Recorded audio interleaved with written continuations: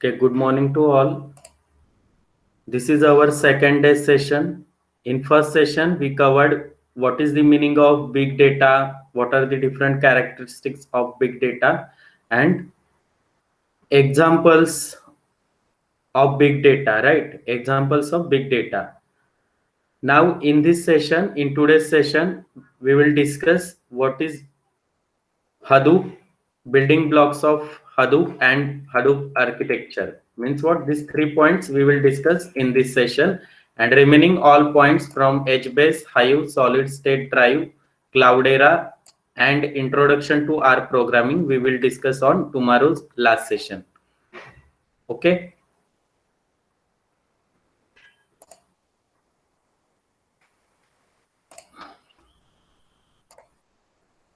Okay. First of all, meaning of big data means it is large in size, right? 1 minute.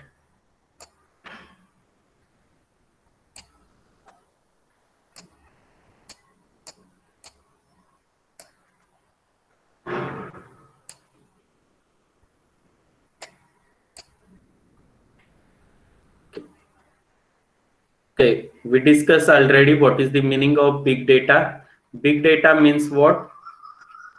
Big data is a collection of different data format like it contains text, it contains audio, it contains also video, it contains images, right? It contains images and many things. But it is in large size. Large size. Means what? Every day lot of user posted their photographs, videos on Facebook, posted again large textual posts, videos, audios, files on WhatsApp, Snapchats, etc. So database of Facebook, database of Gmail, database of Google, or any bigger website are the example of big data. Okay. Now in this session, in today's session, we have to discuss what are the different technologies we can perform on big data to achieve or to extract knowledge from stored data, right? Knowledge from stored data. So first technology is used, that is Hadoop technology. Okay, आपण big data काल previous lecture मध्ये पाहिले big data, and नाव big डेटाचं example आपण already पाहिलेलं आहे. आता big data means what? It is stored inside database and large in size. आता या डेटाबेसवर आपल्याला कोणत्या टेक्नॉलॉजीज, कोणत्या प्रोसेस अप्लाय करायच्या आहेत जेणेकरून आपल्याला त्यामधून युजफुल डेटा मिळेल, राईट? जसं की मी तुम्हाला LICचं एक्झाम्पल दिलं की त्यांना फक्त युजफुल डेटा हवाय, त्यांच्या पॉलिसी घेतील असे customer. That is called as useful data. त्यालाच आपण म्हणू शकतो knowledge from database. Okay, knowledge from database. So Hadoop is a technology we can apply on big data to extract meaningful or useful data from already available database. Okay, so first of all Hadoop म्हणजे काय, तर आपल्याला दोन गोष्टी माहित असणं गरजेचं आहे. तर पहिली गोष्ट आहे की there are two types of computing process. First one is parallel computing and second one is distributed computing. Okay, distributed, parallel computing and distributed computing. आता या दोन्ही टेक्नॉलॉजी, दोन्ही मेथड्स या Hadoop मध्ये यूज केल्या जातात. तर आपण त्या दोघांमध्ये काय डिफरन्स आहे ते बघूया, and then we will discuss about Hadoop technology. So first one is parallel processing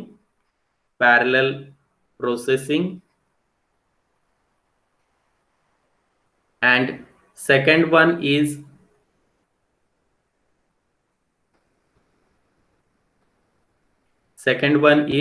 distributed processing or distributed computing.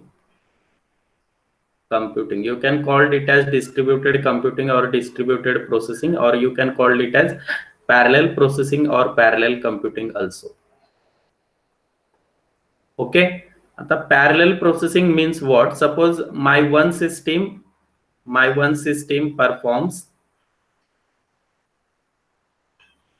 10 operations in 10 minutes. Okay, in 10 minutes, right. म्हणजे काय, एक कम्प्युटर आपण म्हणू शकतो, एक सिस्टीम जी आहे ती काय करते की 10 ऑपरेशन्स 10 मिनिटांमध्ये परफॉर्म करते. Means what, 10 divide by 10 it gives in 1 minute. Means what, 1 operation in 1 minute, right. म्हणजे प्रत्येक ऑपरेशन परफॉर्म करण्यासाठी किती वेळ लागतोय त्याला, की 1 मिनिट लागतोय प्रत्येक ऑपरेशन परफॉर्म करण्यासाठी. Okay. So here, suppose instead of one system, I attach again 2 more systems or again 4 more systems here. आता या प्रोजेक्ट साठी मी काय केलं, 4 सिस्टीम्स एक्स्ट्रा जोडलेले आहेत. Now they are work together to perform this 10 operations. Okay. So now किती वेळ लागेल आता आपल्याला सगळे ऑपरेशन्स परफॉर्म करण्यासाठी, कोण सांगू शकेल? माझी एक सिस्टीम 10 ऑपरेशन एका मिनिटात परफॉर्म करते. नाउ आता मी 4 नव्या सिस्टीम ऍड केल्या, म्हणजे आपल्याकडे टोटल सिस्टीम्स किती झाल्या? टोटल सिस्टीम्स 5 झालेल्या आहेत आपल्याकडे. नाउ आता आपल्याला 10 ऑपरेशन्स परफॉर्म करण्यासाठी किती वेळ लागेल, कोण सांगते? Yes. 0.5 second. 0.5. Half minute, sir. Half minute. Okay. Means what? 1 minute for one operation. म्हणजे काय, एक जर सिस्टीम असेल तर ती 1 मिनिट लावते एक ऑपरेशन परफॉर्म करण्यासाठी. आता 5 सिस्टीम मी लावल्या, म्हणजे 10 divide bye 5 means what, 2 minute. म्हणजे जिथे 10 मिनिट लागत होते तिथे 2 मिनिटात आपल्याला पूर्ण 10 ऑपरेशन्स परफॉर्म करून मिळतील, राईट. म्हणजे काय, माझा टाइम इथे रिड्यूस झालेला आहे, राईट. फर्स्ट मला एका सिस्टीम साठी 10 मिनिट्स लागायचे, आता 5 system work together, then now time will be reduce about 2 minutes. म्हणजे 2 मिनिटात माझे 10 ऑपरेशन परफॉर्म होत आहेत.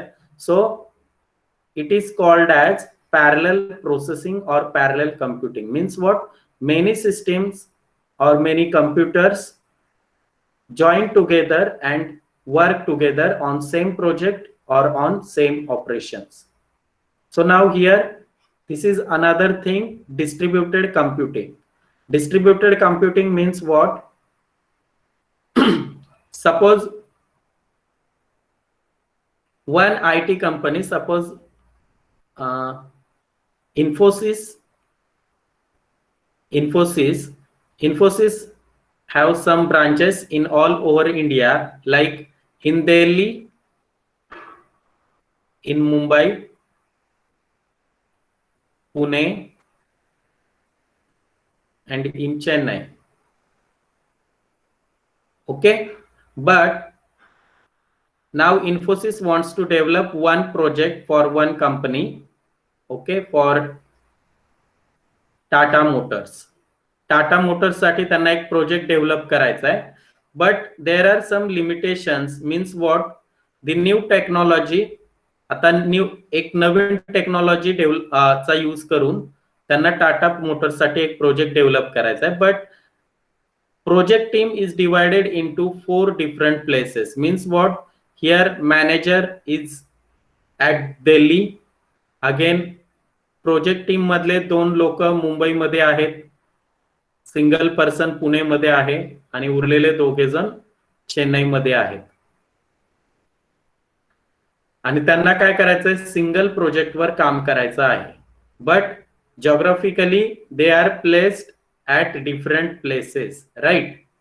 So now आता आपल्याला सिंगल प्रोजेक्ट वर काम करायचं या 1 2 3 4 5 6 पीपलला, राईट? सिंगल प्रोजेक्ट वर काम करायचं आहे. सो नाव ते काय करतील? डिस्ट्रीब्युटेड कम्प्युटिंगचा यूज करतील. Means what? They are work on single project, right? Single project at same time, but त्यांना असा फील येईल की ते एकाच सिस्टीमवर, एकाच कम्प्युटरवर काम करत आहेत. But actually they are placed at different 4 locations, right? 4 location. Again here 2 different systems, right? Here 2 persons are there.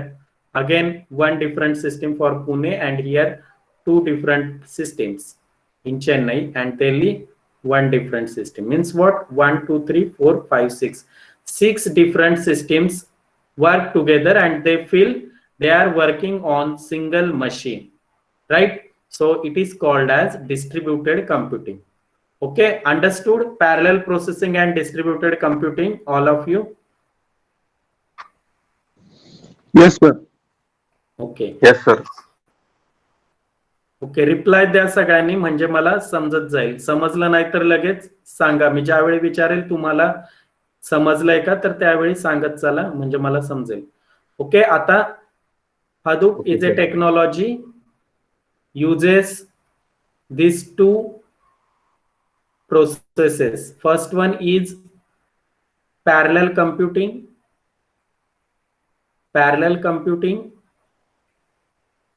and second one is distributed computing, right?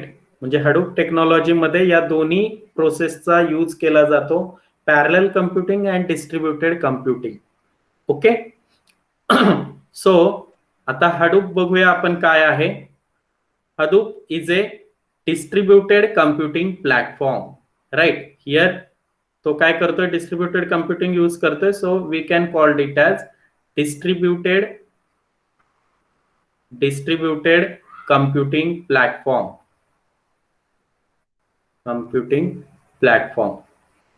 Okay, this is theoretical lecture. आपण फक्त concept, तुमच्या syllabus मध्ये concept आहेत.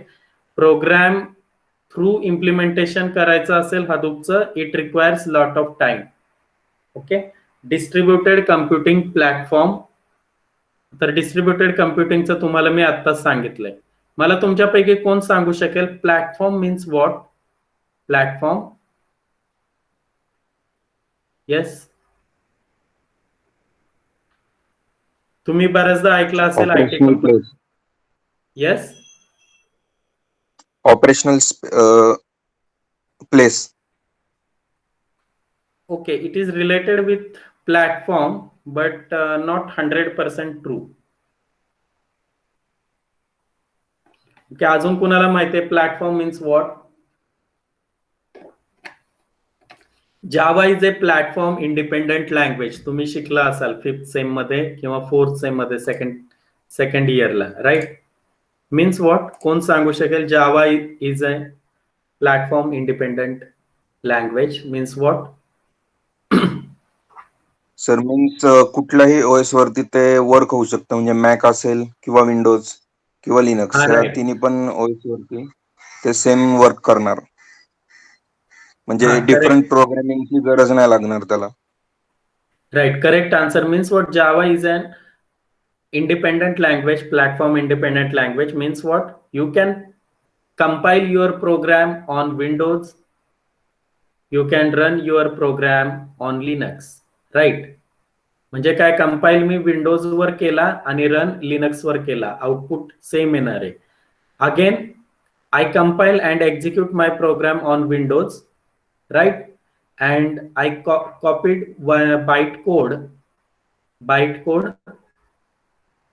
in my pen drive, and here I run my bytecode on Linux operating system.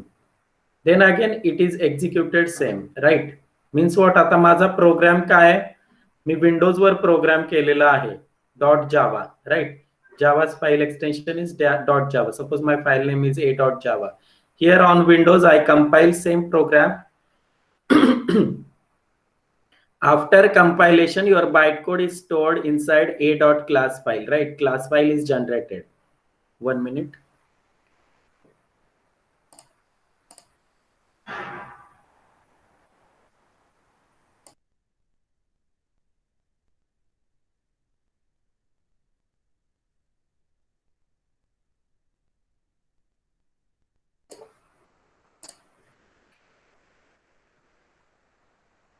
Okay, class file is generated. Means what? Your bytecode is a part of your class file. So now me pen drive मध्ये काय केलंय? I copied this a.class file code inside my PD, okay, pen drive, and here I have another computer having Ubuntu operating system that is from Linux family, right? Ubuntu is an example of Linux family operating system. Now तो pen drive मी attach केला आणि a.class file फक्त इथे copy केलेली जी होती pen drive मध्ये ती paste केलेली आहे. आता माझ्याकडे जावाचा कोड आहे का? नो. जावाचा code a.java file Windows operating सिस्टीमच्या कम्प्युटरवर अवेलेबल आहे, but here it is not present. Here only a.class file is present. तुम्ही असा प्रोग्राम करून पहा. That is called as Java is a portable language. Portable means what? You can copy your .class file in pen drive and you can run anywhere, any system or any machine or any operating system. Means what? इथे आता Java code आहे का? इथे programme मला समजणार नाही आणि .class file it is not readable format, right? त्याच्यामध्ये वेगवेगळे सिम्बॉल्स वगैरे येतात. तुम्ही .class फाईल ओपन करून पहा. तर ती इथे रन होईल डायरेक्टली. इथे जर जावा कंपायलर असेल तर डायरेक्टली ही फाईल इथे रन होईल आणि जे आउटपुट तुम्हाला विंडोज वर दिसते तेच आउटपुट उबंतू वर दिसणार आहे without Java program, right? Because you have your byte code is portable. That's why Java is called as also Java is a portable language. Again Java is a platform independent, right? Platform independent and portable have different meaning, right? Portable means what? You can move your bytecode on different machines, and platform independent means what? You can run your program on different machines, right? Output will be same. So platform is a combination of first one is operating system, means these are two machines having different operating system, plus these are two machines having different hardware configuration. Means what? Here RAM is 4 GB, here RAM is 8 GB, here processor is i3 and here processor is AMD, right? So here again hardware. So if question is asked what is platform is a combination of operating system and hardware. That is the correct answer, right? तुम्हाला जर question विचारला interview मध्ये then answer काय असणार आहे? Platform is a combination of hardware and operating system. Okay, so first Hadoop is a distributed computing platform, and I already explained what is the meaning of distributed computing. Then now next one is Hadoop technology is written in Java programming, right? सर्वांना जावा येत आहे. जर तुम्हाला जावा येत असेल then you can easily understand or you can easily program with Hadoop technology. Okay, so Hadoop is written in Java language. तर जावा language मध्ये त्याचा कंपाईल त्याचं कोडिंग केलेलं आहे, and if you understand Java properly then you can understand Hadoop easily. Okay, तर यामध्ये दोन सिस्टीमचा यूज केलेला आहे. First one is GFS, that is Google file system. Google file system. You can store many files, different files at large size on GFS, Google file system. And second one is MapReduce. Okay, MapReduce. Okay, what is the meaning of MapReduce? We will discuss. Then again, Hadoop is a open source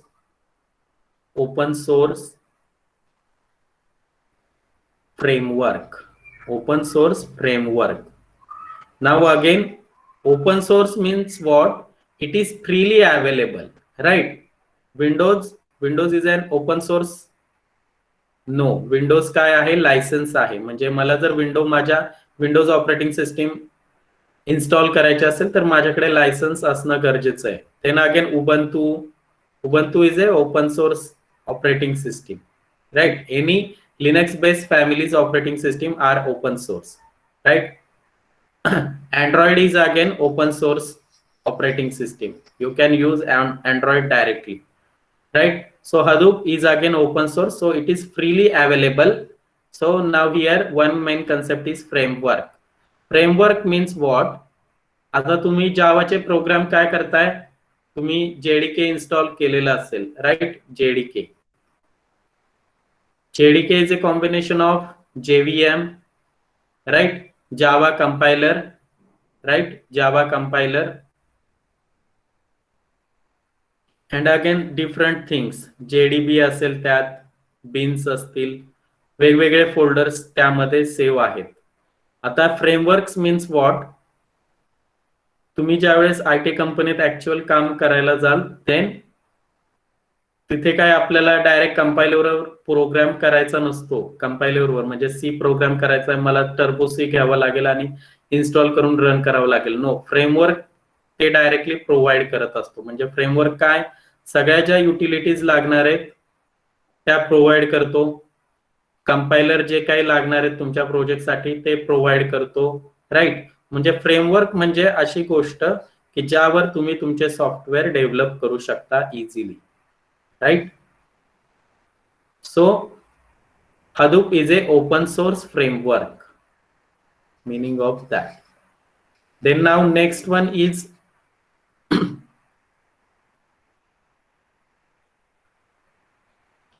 then again Hadoop is a similar to local file system. Similar to local file system means what? जसा आपला personal computer आहे, जसा हा माझा laptop आहे, तसाच तुम्हाला feel येतो की तुम्ही तुमच्या कम्प्युटरवर काम करताय, बट ऍक्च्युअली तुमचा डेटा हा डिफरंट म्हणजे त्यांच्या डेटाबेसवर स्टोर्ड असतो आणि डिफरंट लोकेशनवर स्टोर्ड असतो. बट तुम्हाला असं वाटणार आहे की तुम्ही तुमच्या मशीनवर, सिंगल मशीनवर काम करत आहात. Okay. And next one is your all data is resides at different places, that is it is uses distributed file system. Okay, that is the meaning of Hadoop technology. Okay, now next one is Hadoop consists of two main parts, right? Or two main sub project. त्याचे दोन main components आहेत.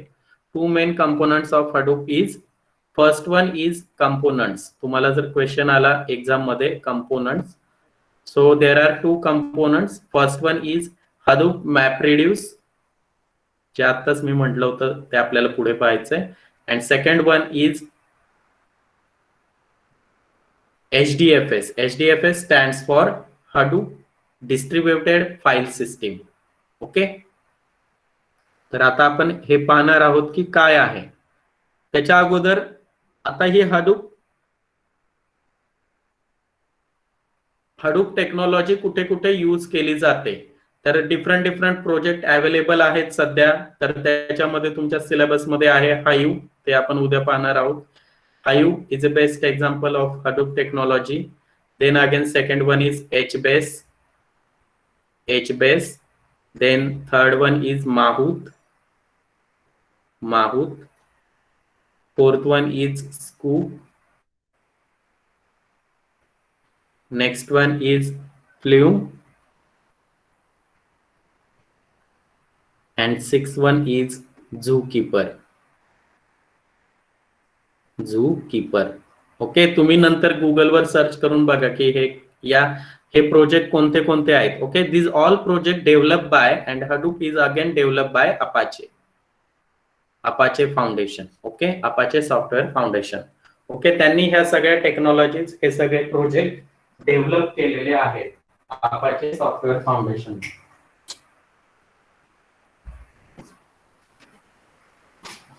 Okay. So now next one is architecture of Hadoop. आता हे जे main components आहेत, मॅपरेड्यूस काय आहे आणि HDFS काय आहे, तर ते आपल्याला आर्किटेक्चर पाहिल्यानंतर समजेल. Okay.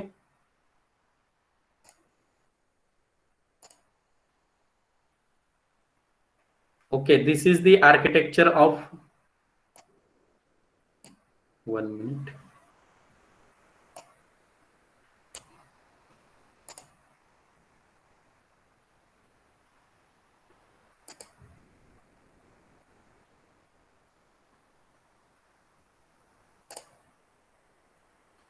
Okay, this is the architecture of Hadoop. So these are the two main components. First one is MapReduce and second one is HDFS layer. Okay, HDFS stands for Hadoop Distributed File System. आता MapReduce इथे बघा dot dot dot केलेला आहे, तर इथे दोन layer use केलेले असतात. हा इम्पॉर्टंट क्वेश्चन सुद्धा आहे तुमच्या एक्झामच्या दृष्टीने, लास्ट युनिट मध्ये तुम्हाला असेल HDFS.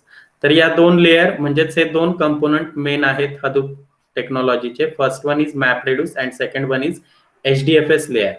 Okay, in MapReduce there is task tracker, job tracker, and from slave node there are again task tracker. Okay, these slave nodes are working with master node, that is it is called as slave node. Okay, master node is a main component of your Hadoop architecture. Okay, it is working together with master node, that is it is called as slave. Okay, slave node. Okay, master node contains task tracker and job tracker. Okay, and name node is a part of HDFS layer and data node is again part of your HDFS layer. आता यांचा use काय काय आहे ते आपण पाहणार आहोत. याचा यूज काय आहे ऍक्च्युली. आता नेम नोड जी आहे, इथे बघा नेम नोड कुठे, इथे या पोझिशन मध्ये, राईट. Name node. नेम नोडचा यूज काय, name node represented every files and directory which is used in the namespace. Name node represented every files and directory which is used in the namespace. आता तुम्ही C++ चे programme करताना, using namespace std use केला असेल, right. Using namespace std कोण सांगू शकतं रे त्याचं meaning. What is the meaning of here. मला C++ चा प्रोग्राम करायचा, मी हेडर फाइल इन्क्लूड केले and here I put my code like this using namespace std, right. Use केलंय का हे सगळ्यांनी. Using namespace std, yes. Use केलेलं आहे का.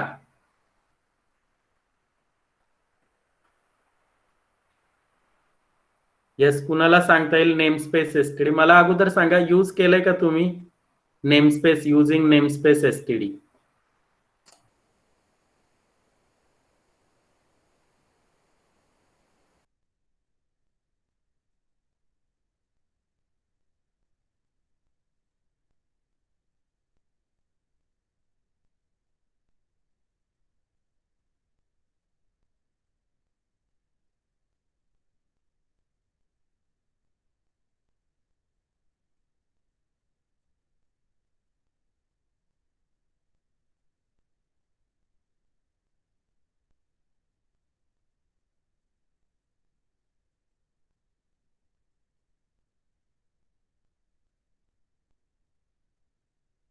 सगळ्यांना hello.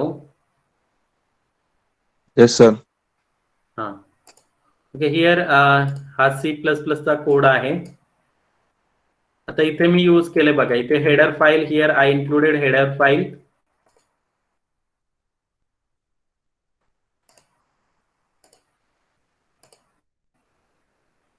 included header file and here I use using namespace std. Means what?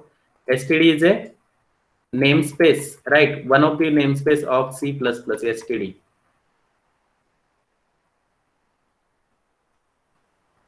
तर name space म्हणजे काय, सिंपल एक्झाम्पल जर घ्यायचं झालं तर हडूपच्या बाबतीत, जसं की तुमचा सपोज क्लास आहे, your class is TYCM, right. In TYCM there are again students, right. स्टुडंटचं नाव वेगवेगळं असणार आहे, right. Suppose ABCDE. Same in computing, namespace specifies these are the all features or all different operations available in one collection, and here this collection is called as namespace.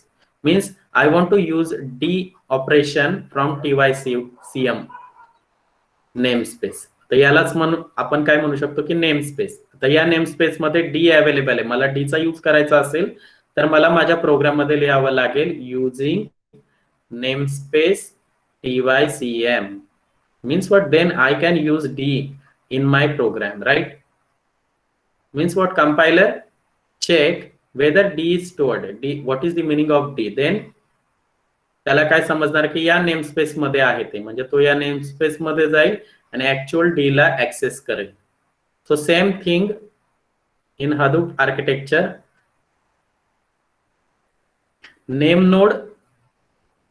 Name नोडचा use काय की त्यामध्ये namespace आहे, म्हणजे जे काही operations, जे काही व्हेरिएबल्स वगैरे लागणार आहेत ते त्या नेमस्पेस मध्ये अवेलेबल आहेत. डिरेक्टरी म्हणजे तुम्हाला ज्या काही फाईल्स लागणार आहेत त्या कशा ऍक्सेस करायच्या, त्याचे कोणते ऑपरेशन्स आहेत, that are stored in namespace, that is name node. Actual data तिथे स्टोर्ड नाहीये नेमस्पेस मध्ये, नेम नोड मध्ये, राईट. या नेम नोड मध्ये. आता मग डेटा कुठे स्टोर्ड आहे, तर इथे डेटा नोड म्हणून पार्ट आहे, डेटा नोड. तर त्या डेटा नोड इलेमेंट मध्ये तुमचा ऍक्च्युअल डेटा स्टोर्ड आहे. Data node helps you to manage the state of an HDFS node and allows you to interact with the blocks. Blocks means what? Your data is divided into number of blocks. तुम्ही computer network मध्ये किंवा DCC subject तुम्हाला झालेला असेल. Means what? When I search anything on Google, right? Anything on Google, suppose I want to read today's news. So here in Google search box, here I type Marathi newspaper name, that is E-Sakal. Now here paper open झाला का directly? No, links are given in search box, right? In searching result, right? First one is related with E-Sakal again, and next one is its Facebook homepage, right? Again, all the links related with Sakal newspaper, right? In my search result. Means what? When I type E-Sakal in Google search box, that time your data, म्हणजे काय, मी Google कुठे search केलेलं आहे, माझ्या browser मध्ये search केलेलं आहे, बरोबर, ब्राउझरच्या ऍड्रेस बारवर. Means what? तुमचा डेटा हा नेटवर्क थ्रू म्हणजे इंटरनेट थ्रू गुगल कडे जाणार आहे, गुगलच्या डेटाबेस मध्ये, आणि गुगलच्या डेटाबेस मध्ये त्याच्या वेबसाईट स्टोर्ड आहेत. मग तो काय देईल? रिझल्ट देतो तुम्हाला. E-Sakal वगैरे जे काही रिझल्ट आलेले आहेत ते तुमच्या पीसी वर येत आहेत. Then when I click on E-Sakal first new web link, then your request is goes through Google web server through E-Sakal web server. सकाळ पेपरचा त्यांचा वेब सर्व्हर असणार आहे, त्यांच्या सर्व्हरला तुमची रिक्वेस्ट जाते डायरेक्टली, राईट. आणि ते तिथे जे पेजेस असतील आजच्या पेपरचे ते तुमच्या कम्प्युटरवर ऍक्सेस होते. Means Google is a third party. तो काय करतो? फक्त it is a search engine.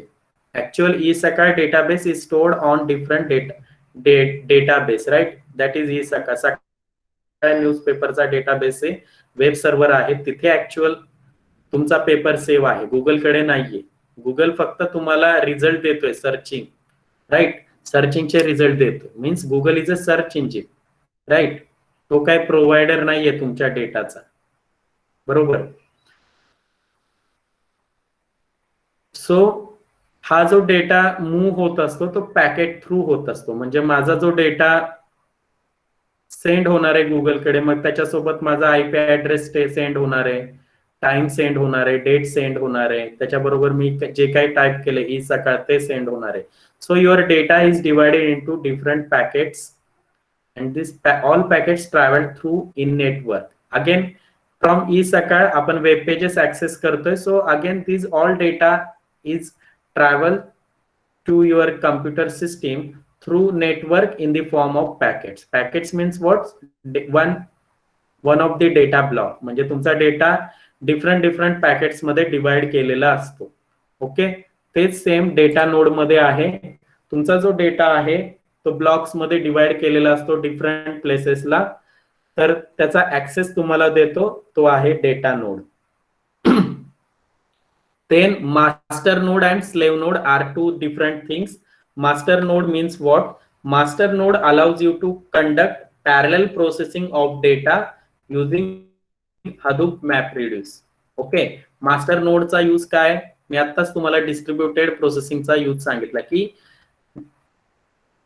जे काही प्रोजेक्टची टीम आहे ती वेगवेगळ्या प्लेसेसवर काम करते पण सिंगल प्रोजेक्टवर काम करते, राईट. डिस्ट्रीब्युटेड कम्प्युटिंगचा मेन यूज काय की तुमची लोक वेगवेगळ्या भागात जरी काम करत असली तरी ते एकाच गोष्टीवर एकाच प्रोजेक्टवर काम करत असणार आहे. त्यांना तो फील येणार आहे की आपण सगळे एकत्र काम करतोय, बट ऍक्च्युअली ते काय divided on different geographical places, right. So master नोडचा यूज त्याच्यासाठी आहे की त्या सगळ्यांना कंबाइनली एका सिंगल टास्कवर काम करण्यासाठी ऍक्सेस द्यायचा आहे. That is the job of your master node. The next one is slave node. आता स्लेव्ह नोड इथे दाखवलेले आहेत ग्रीन कलर मध्ये. This is your slave node. Different slave nodes are available in slave node. In the MapReduce layer, there is task tracker. In the HDFS layer, there is data node available, right? So here, slave nodeचा use काय? The slave nodes are the additional machines in the Hadoop cluster which allows you to store data to conduct complex calculation. आपण पुढे पाहणार आहोत की ते calculation कसे होतात. तर सर्व काही जे काही कॅल्क्युलेशन होणार आहेत म्हणजे शफलिंग होत असतं तुमच्या डेटाचं, त्यानंतर मॅपिंग होत असतं, तुम्ही जो डेटा दिलेला आहे तो स्प्लिट होत असतो, रिड्यूस होत असतो, ते सगळं करण्याचं काम काय करतायत या स्लेव्ह नोड द्वारे केलं जातं. ओके, आणि तुमचा जो डेटा आहे तो सिंक्रोनाइज म्हणजे काय? ऍट अ टाइम मल्टिपल लोकांकडून रिक्वेस्ट आलेला आहे डेटा ऍक्सेसिंग साठी. सो त्या प्रोसेसला सिंक्रोनाइज करण्याचं काम या स्लेव्ह नोड करत असतात. म्हणजे ऍक्सेस कुणाला द्यायचा आहे, किती लोकांना द्यायचा आहे, that is the job of your slave node. Okay, now features of Hadoop system is. आता फीचर्स कोणते कोणते आहेत हडूप सिस्टीमचे ते बघूया. Features, first one is it is suitable for big data analysis. तर हडूप टेक्नॉलॉजीचा फर्स्ट फीचर किंवा फर्स्ट यूज म्हणू शकतो आपण. First one is it is suitable for big data analysis. Okay, big data analysis तुम्ही खूप जणांकडून ऐकलेलं असेल. डेटा अनालिटिक्स, डेटा अनालिसिस म्हणजे काय? Data analysis means what? जो काही अवेलेबल स्टोर डेटा आहे तो कसा असणार आहे? लार्ज असणार आहे, त्याची साईज खूप जास्त असणार आहे. म्हणजे एका सिस्टीमला ऍक्सेस करायचा म्हटलं तर खूप वेळ, खूप दिवस लागू शकतात. जसं की आपण फेसबुकचा डेटाबेस घेतला, जीमेलचा डेटाबेस घेतला. आता या बिग डेटा अनालिसिस म्हणजे काय की जो अवेलेबल डेटा आहे, राईट, जो अवेलेबल डेटा आहे त्याच्यावर तुम्हाला प्रोसेस करायची आणि त्याच्यातून तुम्हाला मिनिंगफुल डेटा म्हणजे तो अनालाइज करायचा आहे. Means what? सपोज तुमच्याकडे 1 TB डेटा आहे, तर 1 TB डेटाला अनालिसिस म्हणजे काय की सपोज हा 1 TB data number of user कडून आलेला असेल, म्हणजे किती नंबर ऑफ युजर्सने तो डेटा तिथे स्टोर केलेला आहे, that is called as data analysis. Again त्या डेटा मधला किती पार्ट कोणत्या डेटला झालेला आहे, कोणत्या टाइमला झालेला आहे data stored, that is part of data analysis. Again locations, कोणत्या कोणत्या लोकेशन्स वरील पीपलने किंवा लोकांनी तो डेटा आपल्या डेटाबेसवर स्टोअर केलेला आहे, राईट. त्या पीपलची पूर्ण इन्फॉर्मेशन म्हणजे त्यांनी रजिस्ट्रेशन केलेलं असेल किंवा त्यांचा IP address, name, anything, mobile number, ज्या कोणी डेटा इथे स्टोअर केलेला आहे डेटाबेसवर, म्हणजे फेसबुकचाच घेतला तर एवढे सगळे पॅरामीटर्स त्यामध्ये येतात. There are lot of parameters for analysing, right. Analysis म्हणजे काय की ऍक्च्युअल इन डिटेल मध्ये जायचंय आपल्याला, की सपोज एक फोटोग्राफ मी फेसबुकवर पोस्ट केला, राईट. फोटोग्राफ फेसबुकवर पोस्ट केला तर तो फोटोग्राफ ची साईज किती आहे, तो कोणत्या डेटला पोस्ट झालेला आहे, टाइम काय होता, राईट. टाइम काय आहे, त्या फोटोग्राफचा कलर कोणता आहे, त्याच्यामध्ये कंटेंट्स काय आहेत, राईट. कंटेंट्स मीन्स नेचरचा फोटो घेतलाय, ट्रेनचा फोटो घेतलेला आहे, बस, एनिथिंग, बिल्डिंगचा फोटो घेतलेला, म्हणजे त्याच्यावरून तो अनालाइज करा की ते काय आहे, राईट. म्हणजे that is called as analysing, data analysis. So Hadoop is useful for to data analysis for big data. म्हणजे जो काय अवेलेबल लार्ज साईजचा डेटा आहे तो अनालिसिस करण्याच्या कामासाठी आपल्याला Hadoop टेक्नॉलॉजीचा यूज होतो, राईट. तेच मी तुम्हाला आता सांगितलं की LICचा आपण एक्झाम्पल, बेस्ट एक्झाम्पल पाहिलं होतं की त्यांना युजफुल डेटा 1000 कस्टमर मधून फक्त 300 लोकांचा युजफुल डेटा आहे. मग हे कसं मिळणार आहे, बाय युझिंग Hadoop टेक्नॉलॉजी. त्यावर तुम्ही पॅरामीटर अप्लाय करायचे की तुम्हाला कसा डेटा पाहिजे, की त्यांच्या अकाउंटला जास्तीत जास्त बॅलन्स पाहिजे, त्यांचे ट्रान्झॅक्शन जास्त पाहिजे, 18 इयर्स अबो एज पाहिजे, तर ते पॉलिसी घेण्यासाठी ग्राह्य धरले जातात, राईट. म्हणजे हे सगळे पॅरामीटर तुम्ही तुमच्या डेटाबेसवर अप्लाय करणार, then you will get 300 useful data of customers, right. So to extract the meaningful data from large database, you have to use Hadoop technology. That is called as big data analysis. That is the first use or first feature of Hadoop. Then second one is scalability, scalable. Scalability means what? Scalable म्हणजे काय की माझ्याकडे अगोदर माझ्या system मध्ये 1 TB storage होतं, right.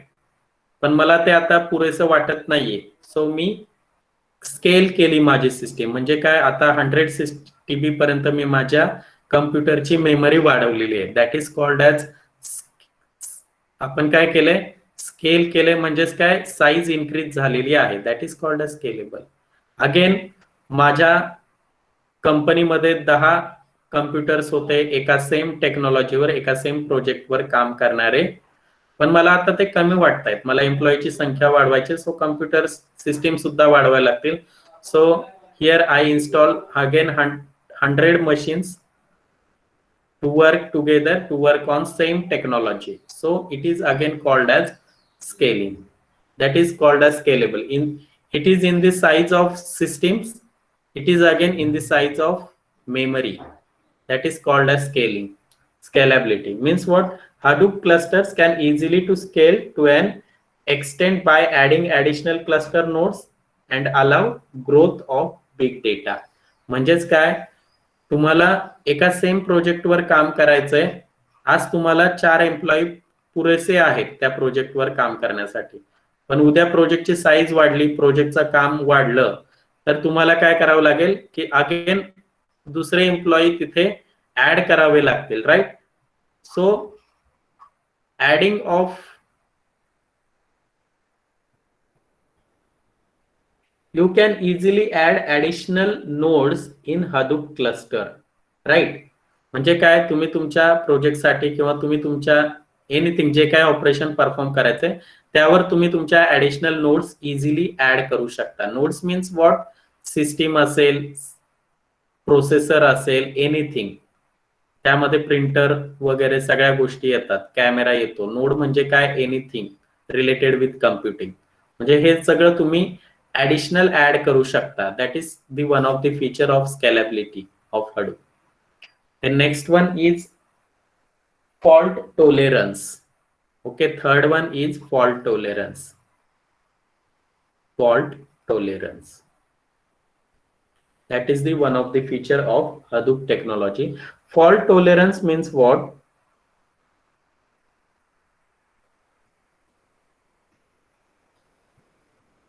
Fault tolerance means what? आता Hadoop मध्ये रिप्लिकेशनचा यूज केला जातो. Replication means what? Suppose here हा डेटाबेस आहे डिफरंट लोकेशनवर, 4 लोकेशनवर डेटा स्टोर्ड आहे. अँड नाव हियर सपोज एखादी फाईल ए फाईल या डेटाबेसवर स्टोर्ड आहे. काही कारणाने सपोज मी ती ऍक्सेस करतोय, right? Here I want to access a file. A file is stored in first database, right? This second, third and fourth. Here मी आता सध्या ऍक्सेस करतोय, but some reasons suppose one database one crash झाला, destroy झाला, काहीतरी झालं तिथे. Suppose काय अर्थक्वेक झालाय, सुनामी आली किंवा काही इलेक्ट्रिसिटीचा काही प्रॉब्लेम झालाय. सपोज तो डेटाबेस क्रॅश झाला. आता ए फाईलचा ऍक्सेस मला मिळणार आहे का? आणि मला ती माझ्या प्रोजेक्टसाठी खूप गरजेची होती, नाहीतर माझा प्रोजेक्ट स्टॉप होईल तिथे. मग हाडूप टेक्नॉलॉजी मध्ये काय होतं की तो रिप्लिकेशन तयार करतो, रिप्लिका तयार करतो. Means what? तुमची ही ए फाईल दुसऱ्या सुद्धा डेटाबेसवर स्टोर्ड राहणार आहे. म्हणजे आता 3 ठिकाणी ए स्टोर्ड आहे. म्हणजे इथून क्रॅश झाला, मला ते समजणार नाहीये की कोणत्या डेटाबेसने मला ए चा ऍक्सेस दिलेला आहे. हे काम कोण करणार आहे?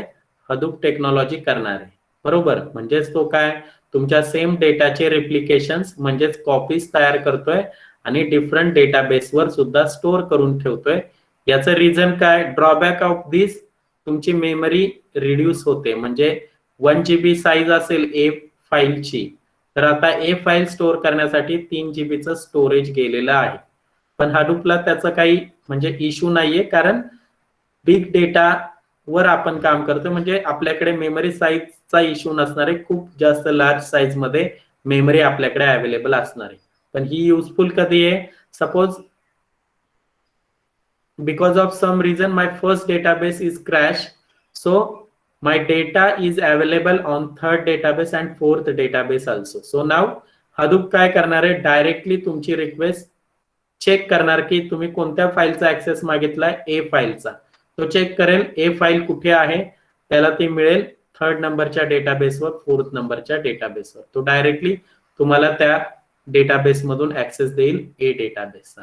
So that is called as automatic fault tolerance. म्हणजे फॉल्ट इथे आलेला आहे, पण तुम्हाला तो समजतोय का? युजरला ते काही समजत नाही. हे डायरेक्टली ऑटोमॅटिक हँडल होतंय हाडूप करून.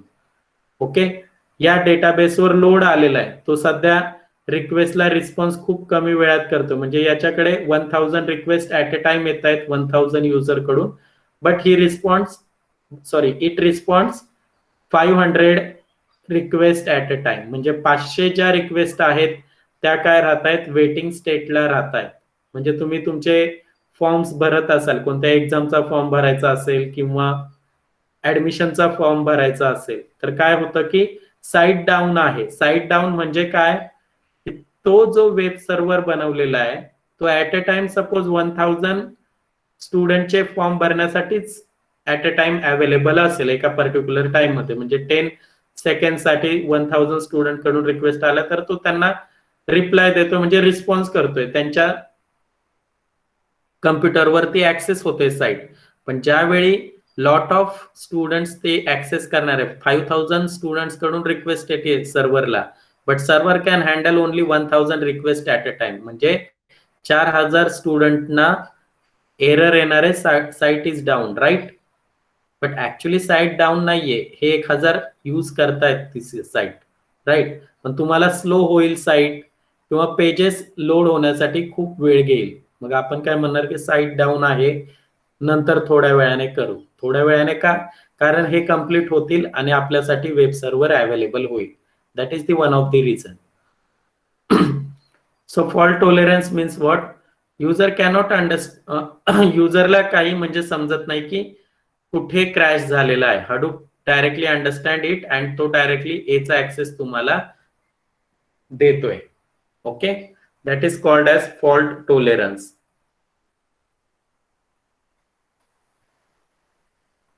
ओके, त्यानंतर आपण HDFS आर्किटेक्चर मध्ये HDFS लेअर पाहिलेले होते. इथे HDFS लेअर, HDFS लेअर मध्ये काय नेम नोड आहे, डेटा नोड आहे, right.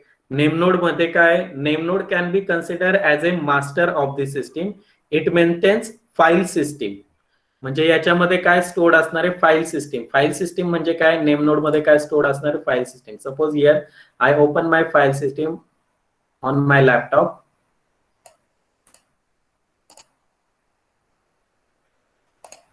Okay, this is my file system. Here local file disk C, sorry, file disk F contains these files, right?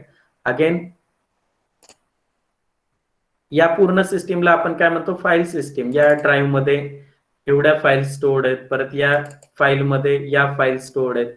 म्हणजे tree data स्ट्रक्चरचा इथे use केला जातो. म्हणजे C through मी Windows open केलंय, Windows through again ऍडिन्स open करतोय आणि इथे ही file stored आहे. म्हणजे मला याचा पूर्ण ऍक्सेस पाहिजे असेल या fxsext फाईलचा, तर मला अगोदर ड्राईव्ह ओपन करावं लागेल, then select Windows folder, then select addins folder, then I can access this, right.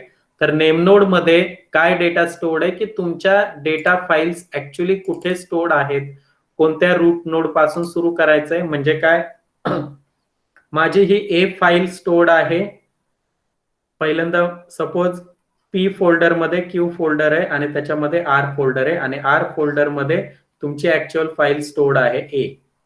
Okay, means what, root node P data structure मध्ये तुम्ही शिकला असाल tree data structure. So P मध्ये वेगवेगळ्या फोल्डर्स असतील, त्यामध्ये कोणता folder, Q folder, right. Q मध्ये पण वेगवेगळे फोल्डर्स असतील, त्यामध्ये आर फोल्डर. आर मध्ये वेगवेगळ्या फाईल्स असतील, that is your leaf node. So here this is your file A. म्हणजे तुम्हाला एवढा ऍक्सेस करायचा आहे, तर तुमच्या ऍक्च्युअल फाईल्स कुठे स्टोर्ड आहेत. So it is available in name node. ती इन्फॉर्मेशन कुठे स्टोर्ड असते, नेम नोड मध्ये स्टोर्ड असते.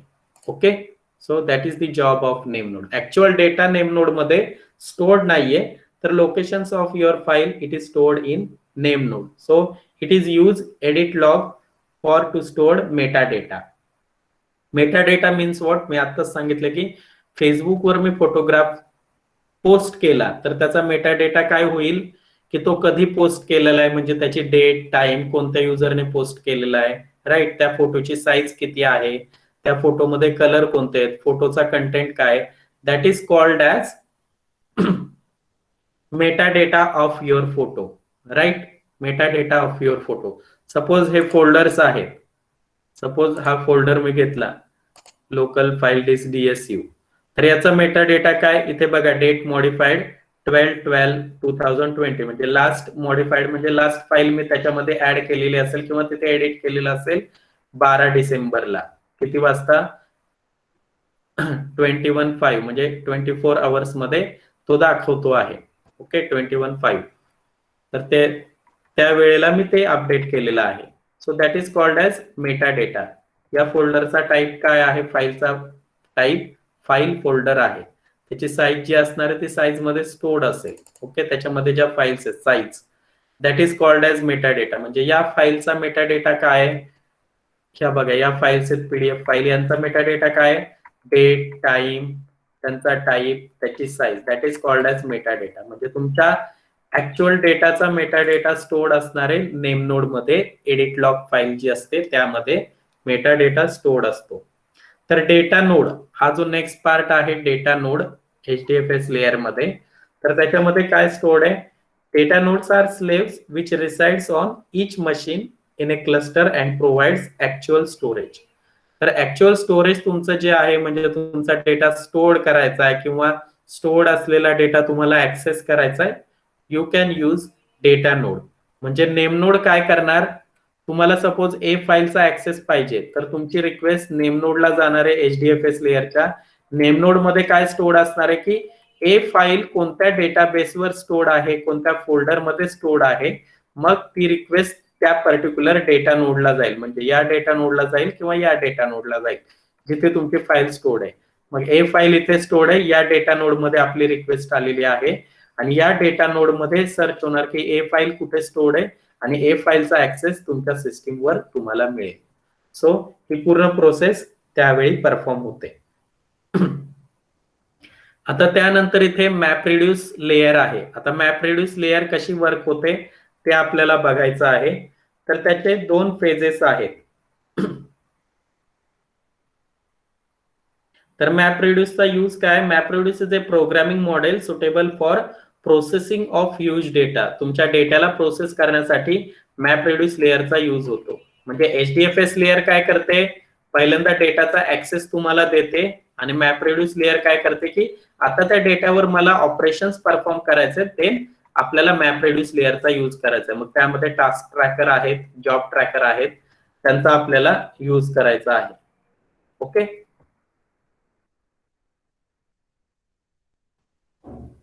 ओके. तर मॅप रिड्यूस हा वर्क होतो 4 फेजेस मध्ये. ओके. तुम्हाला हा क्वेश्चन येतो, सपोज मी इथे तुमचे क्वेश्चन्स ओपन करून ठेवलेले आहेत, question paper. Okay, this is sample question paper given by MSBT. Okay, right. This one question. Consider following input data for. आहे का क्वेश्चन पेपर सगळ्यांकडे? हा सॅम्पल क्वेश्चन पेपर MSBT चा 22521 तुमचा सब्जेक्ट कोड. ओके, किती मार्कांना आलाय तो? अटेम्प्ट एनी 2 मीन्स व्हॉट 6 मार्कांना हा क्वेश्चन आलेला आहे. Consider following input data for your map reduce program. म्हणजे आता आपल्याला मॅप रिड्यूस शिकायचंय, पण या क्वेश्चन थ्रू आपण शिकूया की मॅप रिड्यूस कसा काम करतो. ओके, त्यांनी क्वेश्चन काय विचारलाय? कन्सिडर. हा, आवाज येतोय का सगळ्यांना? Hello hello. हा, ओके. जर स्क्रीन दिसत नसेल, आवाज नसेल येत, तर डायरेक्टली मला माइक ऑन करून सांगा. ओके. तर सॅम्पल क्वेश्चन पेपर मध्ये आहे का तुमच्याकडे याचा आन्सर? आन्सर असेल तर आपण वेगळे एक्झाम्पल घेऊ शकतो. आन्सर आहे की सांगायचं हे आपल्या मॅप रिड्यूस थ्रू एक्सप्लेन करून? हॅलो. हा, रिप्लाय करून सांगा फास्ट. Yes sir. ओके, घ्यायचंय ना म्हणजे हे? Yes sir. हा. Consider following input data for your map reduce program. आता आपण डायग्राम पाहिली हडूप आर्किटेक्चरची, तर इथे मॅप रिड्यूस लेयर आहे आणि HDFS लेयर आहे. आता HDFS चा मी यूज सांगितला की HDFS काय करते? नेमनोड मध्ये तुमच्या फाईलचं लोकेशन स्टोर्ड असतं. नेमनोड काय करते? ऍक्च्युअल फाईल कोणत्या डेटा नोडवर स्टोर्ड आहे त्याचा ऍक्सेस देते. आता फाईलचा ऍक्सेस मिळाला, फाईलमध्ये असणारे डेटा.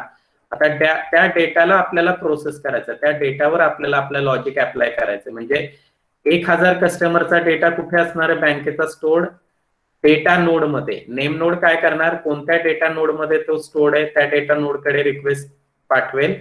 ती डेटा नोड काय करेल? ऍक्च्युअल ते 1000 कस्टमर कोणत्या फाईल मध्ये स्टोर्ड त्याचा ऍक्सेस देईल. आता त्या 1000 कस्टमर मधून आपल्याला ऍक्च्युअल युजफुल डेटा काय करायचा आहे? एक्स्ट्रॅक्ट करायचा आहे. म्हणजे एक्स्ट्रॅक्ट करणे म्हणजे काय? जसं की खाणींमधून सोन्याच्या खाणीमधून सोनं काढलं जातं, तिथे ऑलरेडी दगड माती सगळं असतं, बरोबर. पण ते घेतात का कोण? नाही, ते तिथे सोडलं जातं आणि त्याच्यातून जे आपल्याला घ्यायचंय ते आपण घेतोय, राईट. पेट्रोल असेल, पेट्रोलच्या तिथे पेट्रोलच्या खाणी असतील, तिथे पण अगेन माती, पाणी, दगड सगळंच असतं. पण खणून आपण काय काढतोय की पेट्रोल काढतोय. That is the same thing. डेटामध्ये खूप लार्ज साईज मध्ये अनयुजफुल डेटा असणार आहे, आपल्याला तो एक्स्ट्रॅक्ट करून युजफुल डेटा काढायचा आहे. तर हे काम कुणाचं आहे? मॅप रिड्यूस लेयरचं. तर ती 4 फेजेस मध्ये काम करते. and these 4 phases are, first one is input split. पहिली फेज काय? Input split. Input split. second phase is mapping. third phase is shuffling. And fourth one is reducing. Okay, तर या 4 प्रोसेसचा यूज केला जातो ते ऑपरेशन परफॉर्म करण्यासाठी. Okay. आता input split म्हणजे काय, जे काय तुमचं इनपुट असेल ते डिवाइड होणारे छोट्या छोट्या साईज मध्ये, छोट्या पीस मध्ये. ओके. म्हणजेच काय, इथे एक्झाम्पल दिलेलं आहे. पहिली टेक्स्ट डेटा दिलाय welcome to Hadoop class. Second data दिलाय हडूप इज गुड. नेक्स्ट दिलाय Hadoop is bad and next one is draw. Okay, हे 3 टेक्स्च्युअल डेटा दिलेला आहे आणि त्यांनी सांगितले की draw map reduce architecture and explain it's phases. Okay, तर फेजेस एक्सप्लेन करताना हे एक्सप्लेन करायचे. ओके, मी तुम्हाला त्याच्या नोट्स देईल तिसऱ्या दिवशी. ओके, मॅडम तुम्हाला शेअर करतील.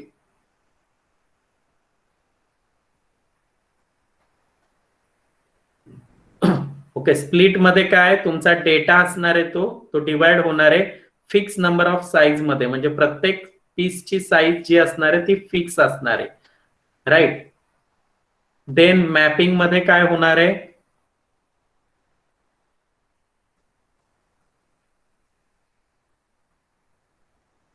तर मॅपिंग मध्ये आपण आउटपुट व्हॅल्यूज कॅल्क्युलेट करतो. त्या कशा करायच्यात आपण ते एक्झाम्पल सॉल्व्ह करताना बघूया. आउटपुट व्हॅल्यूज म्हणजे की एखादा पर्टिक्युलर वर्ड किती वेळा आलेला आहे, म्हणजे ऍक्च्युअल त्याचा काउंट आपण इथे कॅल्क्युलेट करत असतो मॅपिंग मध्ये. शफलिंग मध्ये काय करतो, this phase consumes the output of mapping phase. म्हणजे मॅपिंग फेजचं आउटपुट शफलिंगला दिलं जातं. इनपुट स्प्लिटचं आउटपुट मॅपिंग फेजला दिलं जातं. म्हणजे पहिल्यांदा तुम्हाला इनपुट स्प्लिट करावं लागेल, त्यानंतर तुम्ही मॅपिंग करू शकता. मॅपिंग केल्यानंतर शफलिंग, शफलिंग केल्यानंतर रिड्युसिंग करायचंय. म्हणजे एक एक स्टेप केल्यानंतर दुसऱ्या स्टेपला जायचं आहे.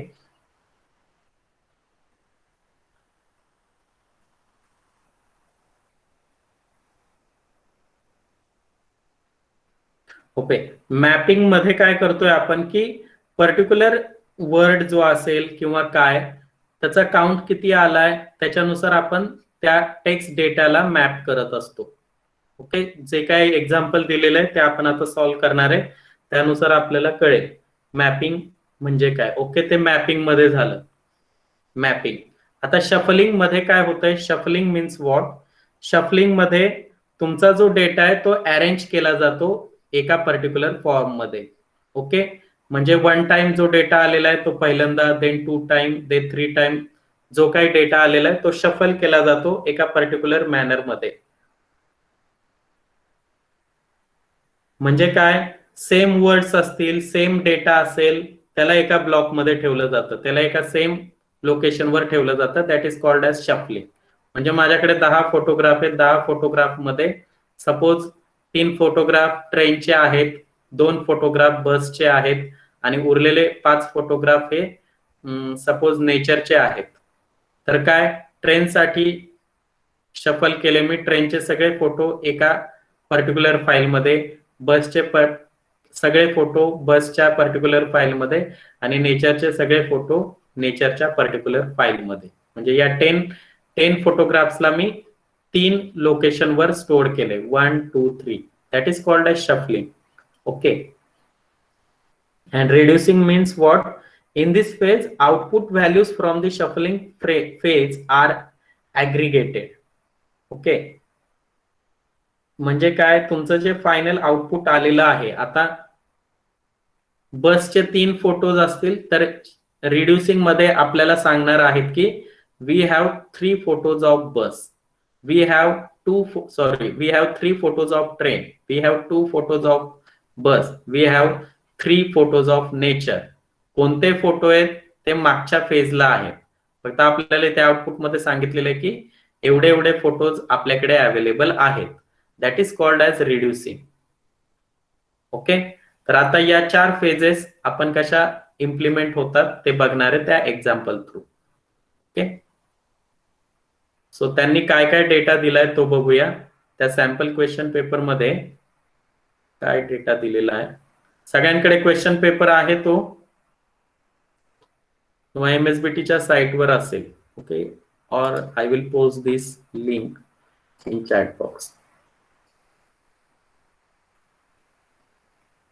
ओके, सॅम्पल क्वेश्चन पेपरची लिंक पोस्ट केलेली आहे. देन अगेन लास्ट टाइम जो क्वेश्चन पेपर आलेला होता MSBTचा तो पण बघा, म्हणजे तुम्हाला आयडिया येईल क्वेश्चन्स कसे विचारले जातात.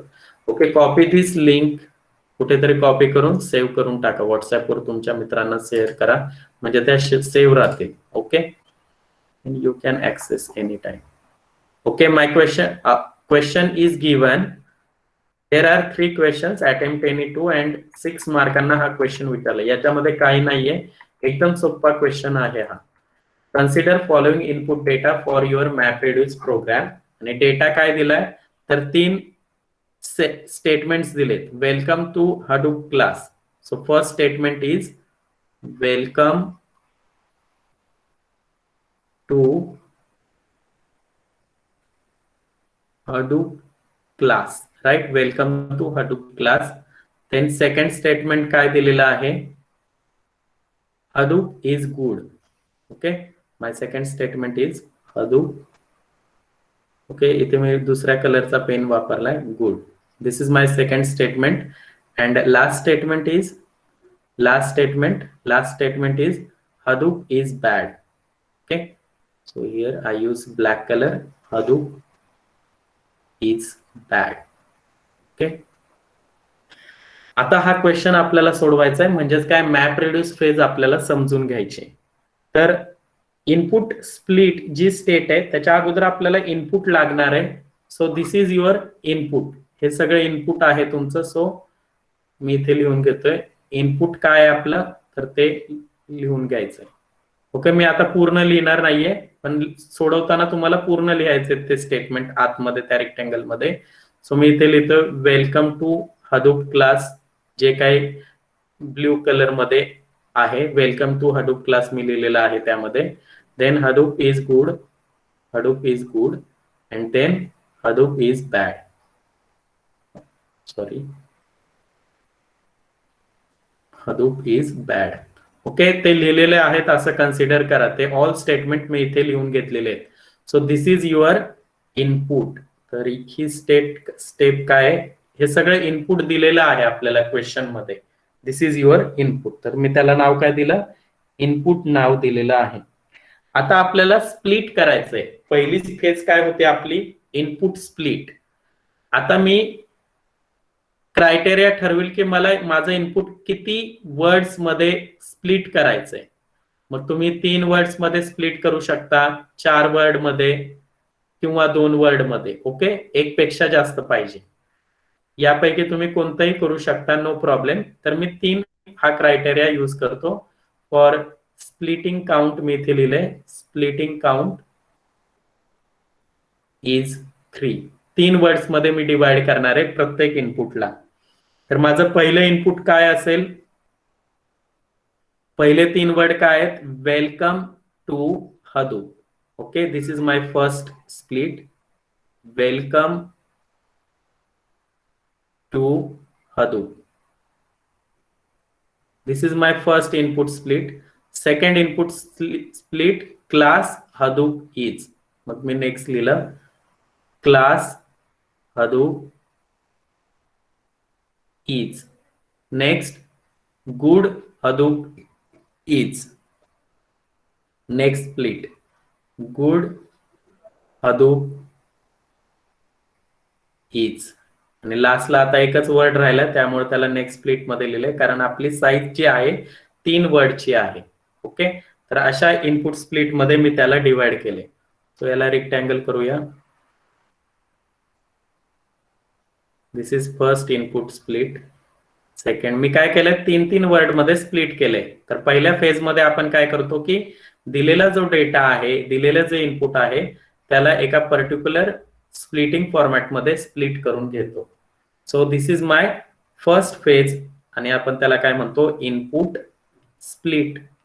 स्प्लिट म्हणजे काय, डिवाइड करणे, राईट. इनपुट स्प्लिट झाले करून. ओके, तर हे कुठून मिळालेलं आहे मला, तर या इनपुट मधून मिळालंय. So draw arrow. तर हे इनपुट डिवाइड झालेलं आहे या 4 फाइल्स मध्ये. प्रत्येक फाईल मध्ये 3 वर्ड्स आहेत, राईट. आणि शेवटी एकच वर्ड राहिलेला, म्हणजे शेवटच्या फाईल मध्ये एकच वर्ड जाणार आहे. आता हा बॅड मी इथे टाकू शकतोय का, नो, कारण आपण क्रायटेरिया काय ठरवलाय, स्प्लिटिंग 3च वर्ड पाहिजेत, म्हणून शेवटच्या फाईलमध्ये एक वर्ड राहिलेला दिलेला आहे. This is your input split, this is your answer. हे असं आन्सर मध्ये तुम्हाला लिहायचंय. आता मॅपिंग मध्ये आपल्याला लिहायचंय, प्रत्येक जी स्प्लिट केलेली आहे त्याच्यामध्ये मॅपिंग आपल्याला लिहायचंय की कोणता वर्ड किती वेळा आलेला आहे, म्हणजे त्याचा काउंट लिहायचा आहे. आउटपुट व्हॅल्यूज आपण त्याला म्हणू शकतो. ओके, आउटपुट व्हॅल्यूज मी लिहिणार आहे. आता वेलकम, वेलकम किती वेळा आलेला आहे यामध्ये, या एवढ्या 3 वर्ड मध्ये फक्त वेलकम किती वेळा आहे, 1 वेळा आहे. सो कॉमा करून मी 1 लिहिलंय. वेलकम 1. देन 2 किती वेळा आहे, 1 टाइम, सो 1. अँड हदूप किती वेळा आहे, हदूप सुद्धा 1 टाइमच आहे, कॉमा 1. सो फर्स्ट स्प्लिटचा मॅप झालेला आहे. This is called as mapping. आपण आउटपुट व्हॅल्यू लिहितो प्रत्येक वर्ड सोबत. ओके, या फर्स्ट स्प्लिटला आपण मॅपिंग केलेलं आहे. देन आता सेकंड स्प्लिटचं मॅपिंग मी इथे लिहितो. Second स्प्लिटचं mapping. ओके, काय काय वर्ड्स आहेत त्यामध्ये, क्लास, हदूप, इज, कॉमा करून काउंट लिहा. क्लास किती वेळा या 3 वर्ड मध्ये, एकदाच आहे. हदूप किती वेळा आहे, एकदाच आहे. इज किती वेळा आहे, एकदाच आहे. So 1 1 1. So now good Hadoop is, त्याचं मॅपिंग आपण लिहूया. गुड हडूप इज इथे. Okay, good Hadoop is, comma comma comma 1 1 1, कारण 1 टाइम आहे. Then last one is bad. Bad साठी काउंट लिहूया. बॅड, बॅड किती वेळा, एकच वर्ड आहे, so 1 time. Okay, this is called as mapping. ही फेज कोणती झाली, मॅपिंग. बघा मॅपिंग मध्ये काय केलंय की प्रत्येक स्प्लिट मध्ये तो वर्ड किती वेळा आलेला आहे तो लिहिलेला आहे, म्हणजे वर्ड सोबत काउंट लिहिलेला आहे. Okay, then now next is shuffling. आता आपल्याला शफल करायचंय. शफल म्हणजे काय की प्रत्येक, आता सपोज वेलकम आहे, वेलकम बाकीच्या फाईल मध्ये असेल तर सगळे वेलकम एकदाच लिहायचं आहे आणि त्याचा काउंट पुढे लिहायचा आहे. ओके, तर आपण 1 पासून सुरुवात करूया.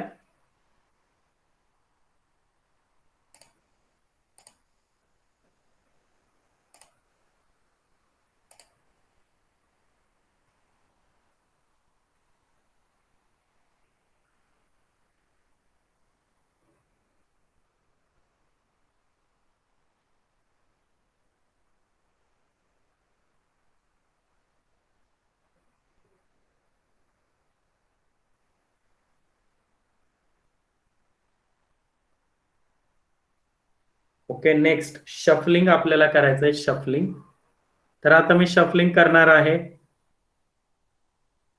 ओके, तर प्रत्येक वर्ड साठी आपण करूया. तर मी जे वर्ड्स आहेत त्यांच्यासाठी शफल करतोय.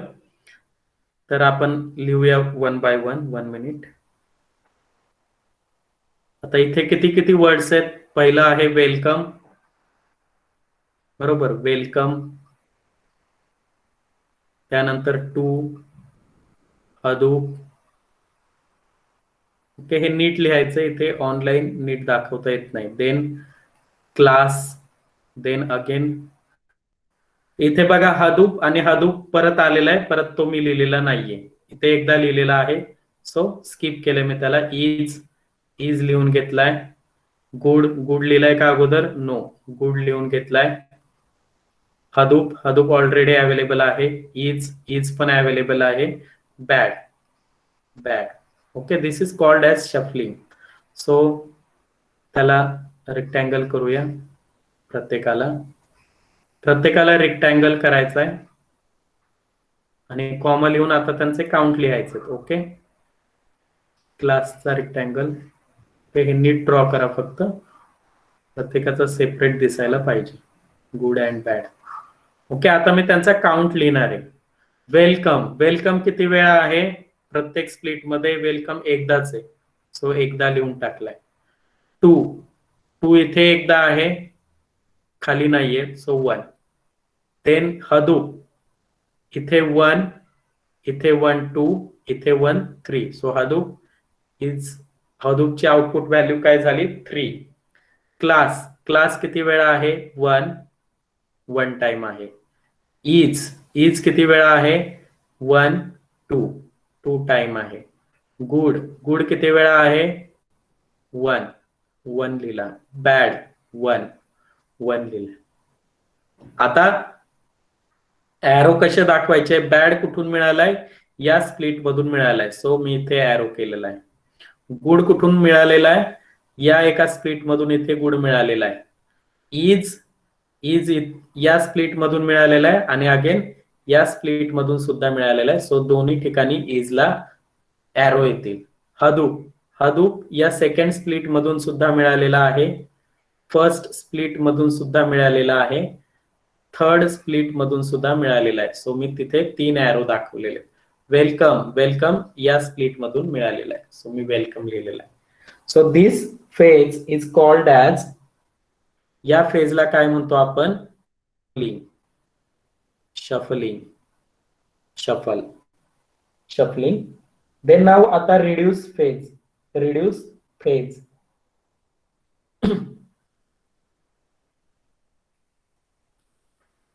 ओके, आता इथे मी हडूप 3 वेळा आलेला आहे, एक राहिलं, तर इथे 3 टाइम हडूप लिहायचंय. हडूप एवढं राहिले फक्त. हे कसं लिहिणार आहे तुम्ही? हे दाखवतो मी. इथे ही मिस्टेक झाली.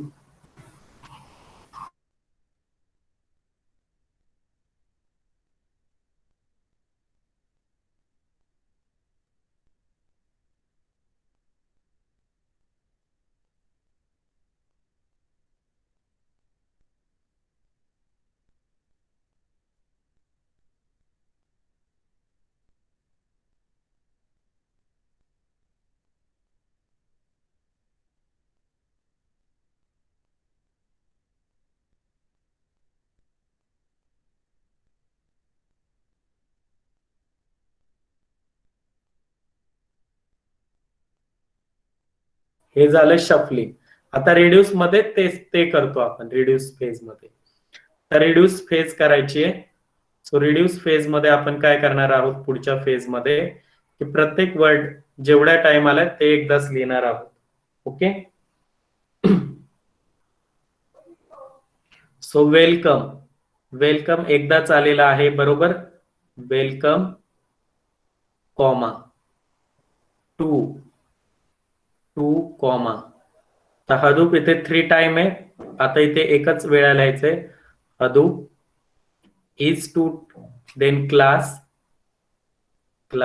कॉमा इज 2 वेळा लिहिलेलं आहे शफलिंग मध्ये, आता एकदाच लिहायचंय कारण आपण रिड्यूस फेजला आहोत. Then good. तर हे सगळं हदूप मध्ये इंटरनली प्रोसेस होतं जे आपण आता इथे करतोय. आणि बॅड कॉमा करून आता त्यांचे काउंट लिहायचे. वेलकम एकदा आहे, 2 एकदा आहे, हडूप 3 वेळा आहे, class 1 time, is 2 time, good 1 time, bad 1 time. ते जिथून मिळाले तिथे एरो दाखवा. 2 इथे मिळालाय, हदूप इथे मिळालाय, क्लास इज गुड, हे गुड आणि bad. Okay, this stage is called as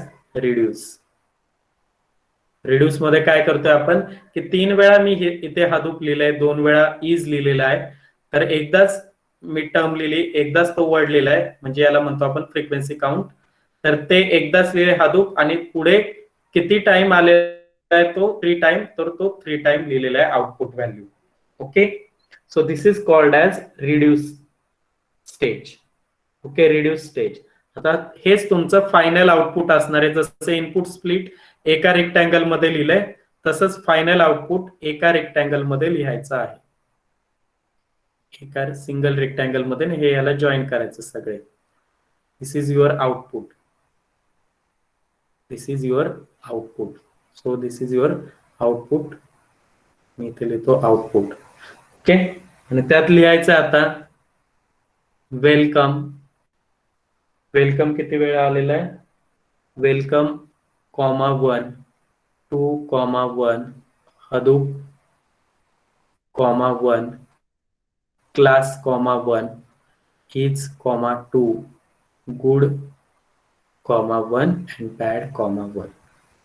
So it is completed. Okay, take screenshot.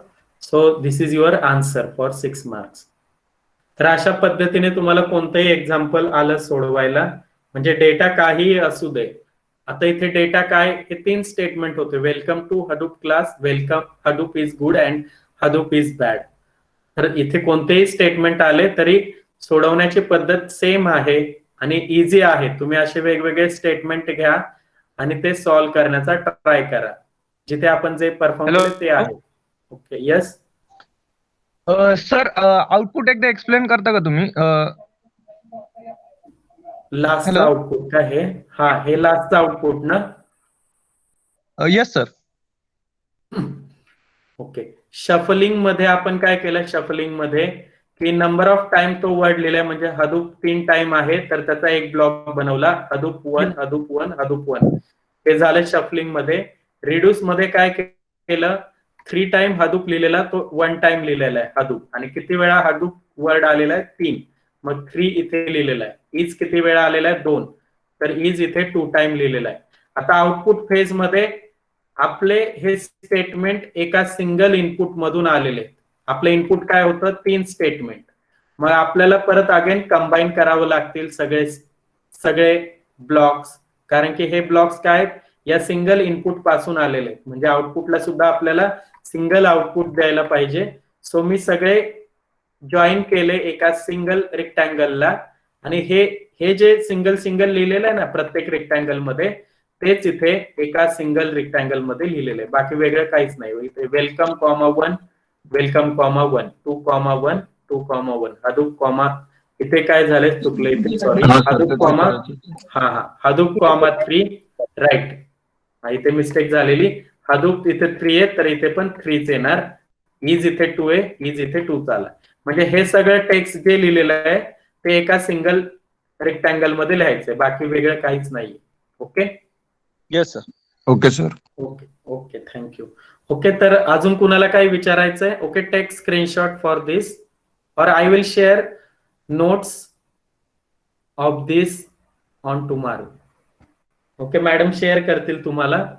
Okay, last लेक्चरला जे अब्सेंट होते, ओके, लास्ट लेक्चरची लिंक मी देतो तुम्हाला. लास्ट लेक्चर आपण घेतलेलं जे होतं ते मी सेव्ह केलेलं आहे युट्यूबला, तर ते पण पहा म्हणजे तुम्हाला. Okay, I will share the link.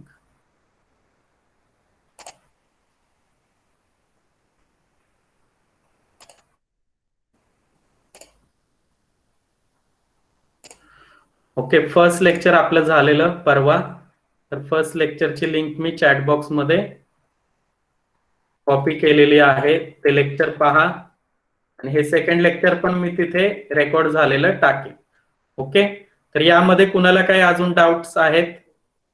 Okay, आजचं झालेलं सगळ्यांना समजलंय ना proper? Yes sir. Yes sir. Okay okay okay, thank you. तर आपण थांबूया इथेच. Okay sir.